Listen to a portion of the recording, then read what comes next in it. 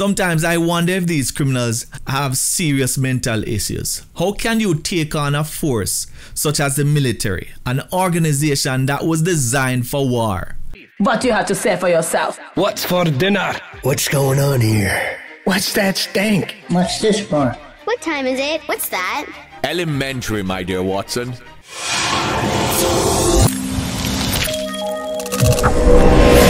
Hello my beautiful viewers, welcome back to my channel Watson's World. If this is the first time you're visiting this channel, click on the subscription button and the notification bell so that you will be alerted every time I upload a new video. People, let's get this channel to 50,000 subscribers by the middle of August. Please also like and share my videos. Now, I will be talking about in this video the police military operation which took place in Clarendon this morning. Many persons have emailed me and even sent me messages over Instagram asking me to comment on this operation, guys. And for those persons who have not heard the news, this morning, 6 men were shot by members of the security forces, right, during a confrontation. 2 of Clarendon's most wanted men, 25-year-old Leon Rose, otherwise called Hitler, some people also call him Diggs, and 24-year-old Zamar Nelson, alias Terminator Boy, were among the 6 persons killed during the operation in Buzzrock, Effortville in the parish of Clarendon. Now, both men were wanted for shootings and murder. With Rose, that is the one what them call Hitler, right? He's alleged to be the leader of a notorious gang. The identities of the other deceased men have not yet been released. I just checked 5 minutes ago and they have still not released the identities of these other persons. Let us hope no innocent lives were lost in this crossfire, right?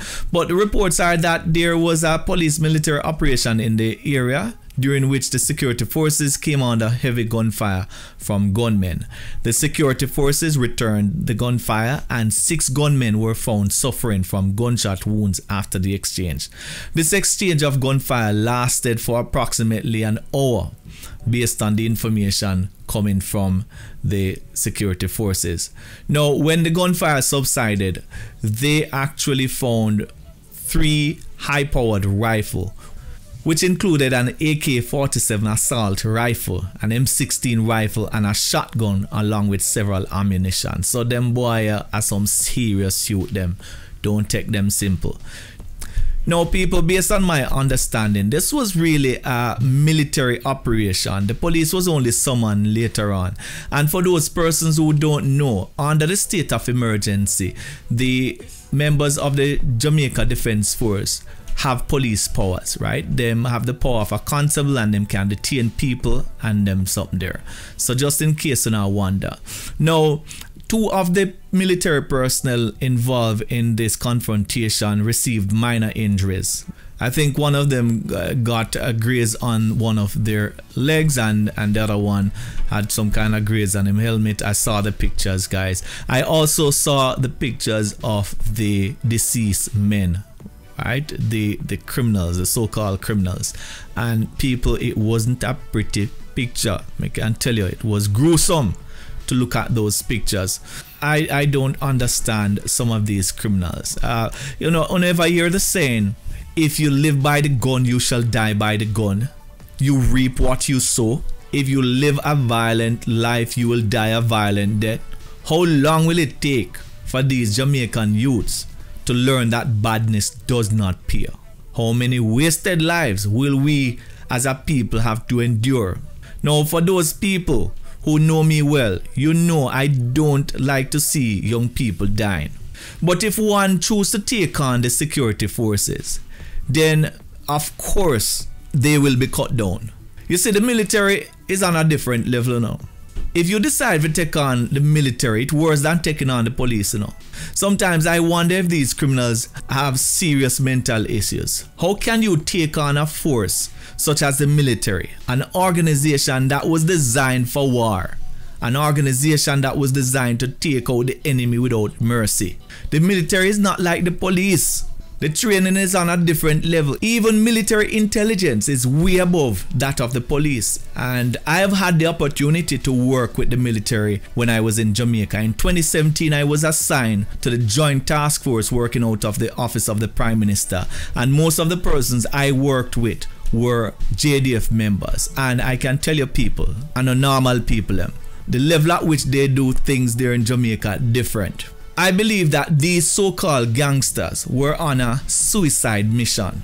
I think they were cornered and they made the decision that we are going to try save with life or we are going to die trying.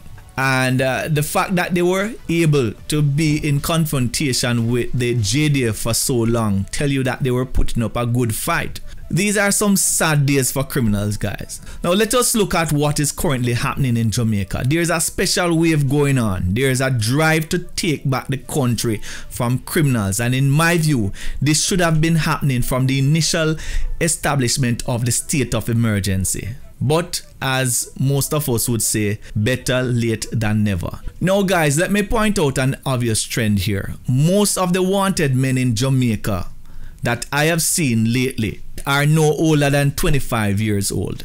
When we look at Pricky Boy was 25 years old. When we look at Ratty from Cambridge, right, he was even younger. This is saying something serious to me, you know. The youths there in Jamaica are lost. They have lost their way. People, I am sure you would agree with me that the call for the government to make more sustained effort to reach unattached youths in the many volatile inner city communities across the island as a part of the effort to tame the crime monster is completely necessary. We need to end the cycle. Now this youth whose given name is Leon Rose, otherwise called Hitler, has been a wanted man for some time now. As a matter of fact, the police published in the media several times for him to turn himself in and he did not. He was listed as a person of interest in the Jamaica Observer on May 15, 2018. He was again listed as a person of interest along with Zemar Nelson, alias Terminator Boy, in October of 2019 relative to murders, shootings and other violent crimes within the Clarendon division. And then again in May of 2020, right, he was listed as a person of interest. How can one person be so hard of hearing? Well, my granny always tell me, if you can't hear, you will feel. Now, I don't want to talk much about these deceased gangsters' connections as the work of the police is not done, right? They are continuing their investigations. And I am aware that criminals also watch my videos and I really don't want to alert anyone, right? But what I can tell you is that I agree with some of these police operations. Now people, it would be quite unfair of me to say that the military went to this location to kill these men, as we all know that gangsters are barefaced in Jamaica. They will take on anybody. It makes me sad, guys. It makes me sad to see so many souls gone down this morning, but also, right, we need to take back our country. I wish there was another way. I wish there was a way that we could save these young men.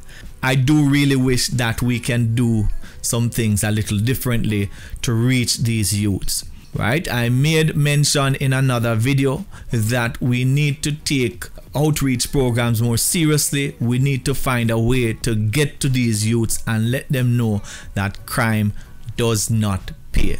Guys, there's nothing more I want to say about this situation. Thank you for listening, and as per usual, make sure that you subscribe to my channel.